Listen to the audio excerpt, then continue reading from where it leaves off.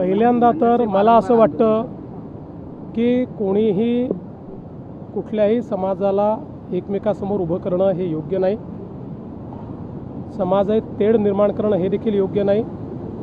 एखाद्या समाजाची एखादी परंपरा असेल तर ती परंपरा त्यांनी सांभाळली पाहिजे. इतर समाजांनी त्याचा एक प्रकारे मला असं वाटतं की आदर केला पाहिजे आणि इतर समाजाचा आदर देखील ज्यांची परंपरा आहे त्यांनी केला पाहिजे. दोघांनी एकमेकाचा आदर करणं हे मला असं वाटतं की आपल्या संस्कृतीत एकमेकाचा आदर करणं हेच महत्त्वाचं आहे. विनाकारण प्रत्येक गोष्टीला वादामध्ये नेऊन त्याच्यामध्ये राजकारण ओतणं याने कधीच फायदा होत नाही, त्यांनी मतं देखील मिळत नाही. या सगळ्या प्रकाराला सांस्कृतिक दहशतवाद म्हणून मनसेकडनं संबोधित केलं जातं, हे कितपत?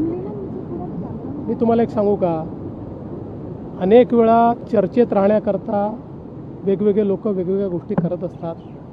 त्या प्रत्येक गोष्टीला मुख्यमंत्री म्हणून मी बोललंच पाहिजे, प्रतिक्रिया दिलीच पाहिजे असं मला वाटत नाही.